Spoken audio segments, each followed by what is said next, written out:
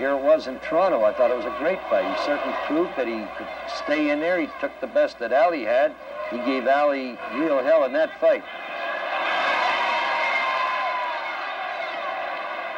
I still felt I had a good shot with Ali, and anyway, it turned out to be a good fight because people didn't think I was going to.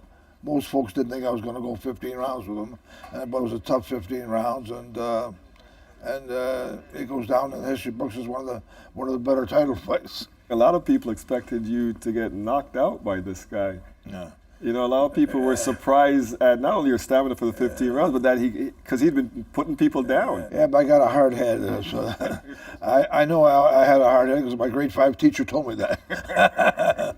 I'm not sure people understand the historical significance of what was going on at that time with Ali, because Ali couldn't fight in the States because at the time he was refusing to go to Vietnam.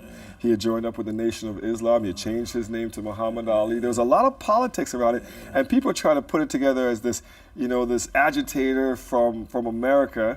You know, Black Panthers were around, you know, and against this great white Canadian hope. But a lot of people didn't understand that you didn't have a problem with Ali's politics or what he was saying at the time. No, not to me. I mean, as far as I'm concerned, he made a lot of sense.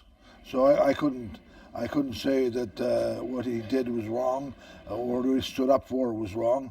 I thought he made a lot of sense. The people here in Canada are nice. I've never really, honestly, I'm not saying it just because I'm here, because I'm not the kind of person who say things that don't mean.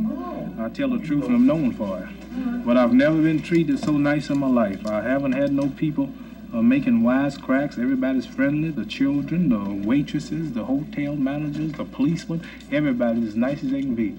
And it's a lot different from where I come from. History proved you both right, it seems. Well, they're not mad at him anymore. America was mad at him for quite a while. You had about 97 pro fights? 97 pro fights, yeah. Never kissed the canvas once? Kissed a few girls, but never the canvas.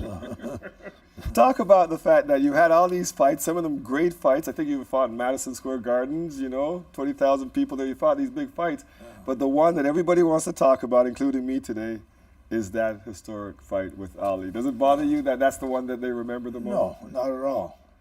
I mean, I can understand it, you know what I mean? So, yeah, there's no problem. I lost the fight, but, you know, it was a tough fight. And, you know, it didn't do me any harm. In fact, it enhanced my reputation. So that was okay. That was cool with me. Talk about what happened after that fight. There's a great story about what Ali did after the fight and what you did after the fight. Well, he went to the hospital with bleeding kidneys at St. Mike's Hospital in Toronto. He took a few body shots there from quite a few. And I went dancing with my wife. You went to the disco while he went to the hospital. Yeah, I went to the disco, he went to the hospital. What does it mean to you as a Canadian boxer, one of the greats that followed him? What is his legacy to you?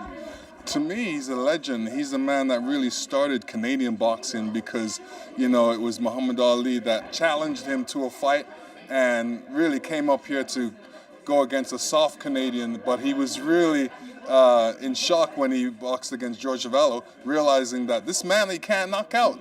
This man doesn't cut. This man's tough, and he's from Canada. Let's talk about some of the you've kind of taken some personal tragedies that you've experienced in your life and really turned it around to try to help people. Talk about that part of George Avallo for us. I went through hell. I lost 3 sons, lost my wife. It's hard, in retrospect, it's hard to believe I survived this far. But now you're helping people. You're talking to young people. You're talking to kids. Tell us about that. I have a chance to address young people and make them understand about how important it is to be on the right side of things, how important it is to be drug-free, how important it is to be cigarette-free, how important it is to work out, how important it is to take care of your body, how important it is to stay in school. Hope that if I can make some sort of impact, talking to them now, tomorrow there'll be a success story.